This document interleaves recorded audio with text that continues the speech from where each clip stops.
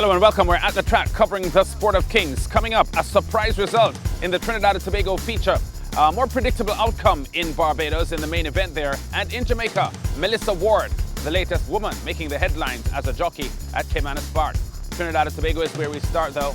The Stud Farm Association National Stakes, the main event at Santa Rosa Park with 9 starters. The top contenders, number 1, the 9-5 second favourite Chase the Dragon with Noble Abrego riding for champion trainer John O'Brien. Number 5, Bobby Prasad's Pot of Gold, a 10-1 bet with Amith Robles aboard. Number 6, Glorious Country, the even money favourite from the Glenn Mendez barn. And number 8, O'Brien's Market Rally at 12-1. Check out what the 5-year-old Pot of Gold does from the back of the field, approaching the home stretch. And the leader is still Masterpiece. In second spot is Gold Rush. On the far side is that's our Royal Empire. Chase the Dragon is starting to get involved on the outside as they straighten up now with just about 300 meters to go, and Masterpiece is still there, being challenged by Gold Rush. Pot of Gold is coming on very strongly on the inside. Chase the Dragon needs to do more. Charismatic Groom is also flashing home. They come well inside the final 200 meters. Here is Pot of Gold on the inside. Charismatic Groom and Royal Empire. Pot of Gold has the big momentum. Pot of Gold goes on to score the national stakes by a length in the end. Eddie Arnaud with a commentary. Jockey Amith Robles last to first with a smooth rail run. The Panama-born rider who had been in Jamaica for several years, currently in TNT, and fights off a wall of horses for Pot of Gold's long overdue win. The 5-year-old, who in 2013 was second in the Easter Guineas and third in the Midsummer Classic, gets his first win in over a year and a half. He was an attractive bet at 10-1 odds and scored by 3/4 of a length over Royal Empire. The favourite Glorious Country fading into 8th place.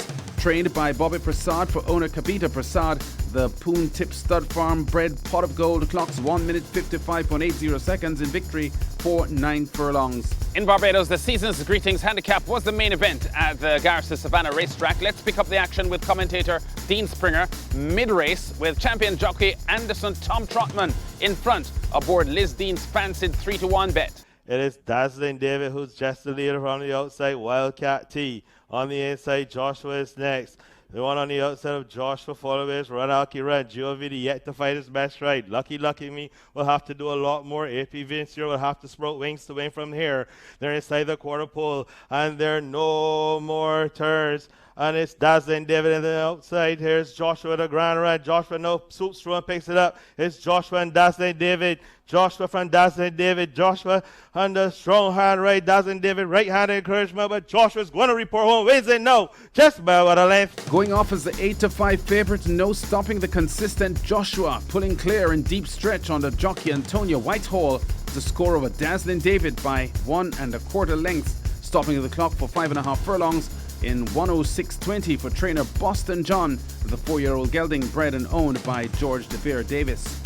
And now to Jamaica and that Melissa Ward story. Now the advent of Jamaican women winning races as jockeys started back in 1992 with Aza Cowie, continued in 2009 with Georgina Surgeon, and now the 21-year-old Ward, who is quickly making a name for herself. She had a double on Sunday. Aboard the favourite Classic Make It, here's Ward ready to pound Sunday for the first of her 2 wins. The Great Alliance is some 2.5 lengths further back of those. Then Book of Rules and Wicked Tough is running over on the far rail, possibly trying to go to a stable. They run past the 3/8 pole and Danish Brown and Classic Make It mix it up front, and now Classic Make It gets that lead over Danish Brown. The Great Alliance is driven down and asked to close in on them. These are the top 3. Book of Rules is further back and bolting toward the outside rail. That's Wicked Tough into the lane. Classic Make It now opens up 2 lengths over Danish Brown. The Great Alliance on the outside asked to make some gains. Book of Rules is floundering and running on the spot, but it's Classic Make It holding the lead inside the final furlong. Classic Make It by maybe 3 lengths. Danish Brown continues the pursuit, but it looks in vain as a Classic Make It and Melissa Ward hold the advantage. She's using hands alone, and Classic Make It comes bouncing in to win by 3 lengths over Danish Brown.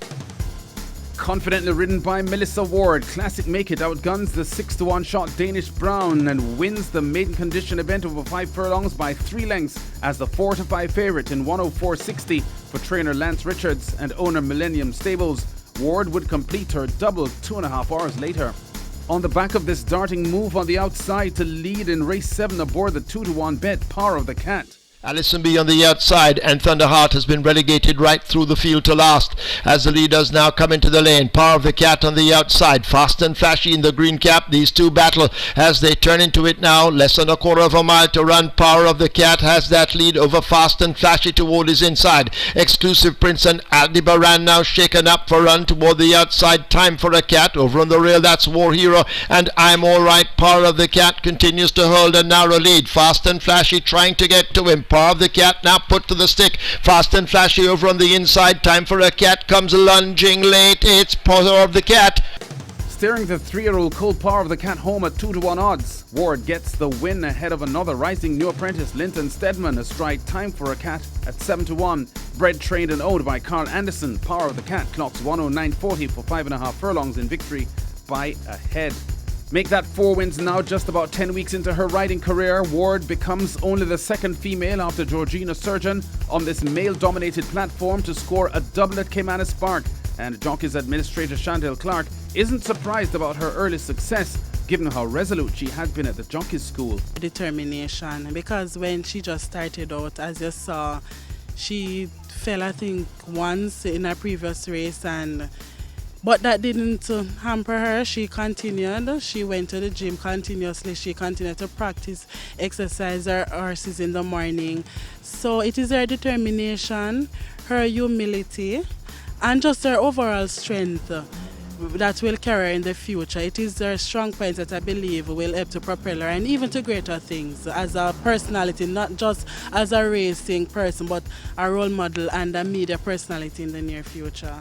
About the overall performances by the jockeys that just got their license to ride, very, very good group of riders. I see Stedman winning races very, very regularly. Your thoughts overall on the new group?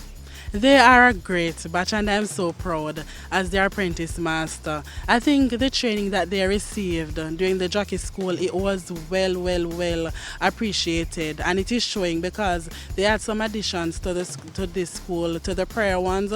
So it is showing, and we get, as I said, Stedman, he got 2 triples back to back. You have Odin, Bebito, Dan, Akeem, Andre. I could name a host of them. I'm proud of them. They are doing well.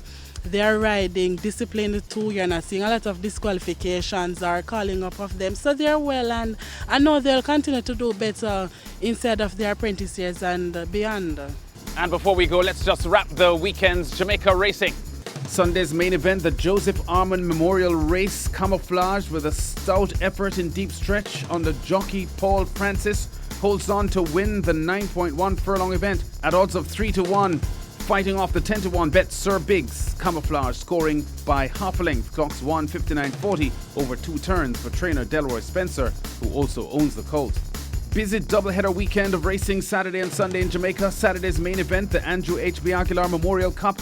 From off the pace, leading jockey Shane Ellis in blue silks and yellow cap, advertising his come-from-behind riding skills, reeling in the front-running 3-1 shot Golden Glory, eventually getting by with a rail run. Big Daddy Cool delivers a fine win as the 2-5 favourite. Golden Glory brave in the runner-up spot, losing by just 3/4 of a length for trainer Anthony Baba Nunes and TNT owner Stefan Narayan Singh. The Ham Stable bred Big Daddy Cool clocks 1:41.80 over a mile. We've been at the track covering top stories in the sport of kings. Check us out again next week.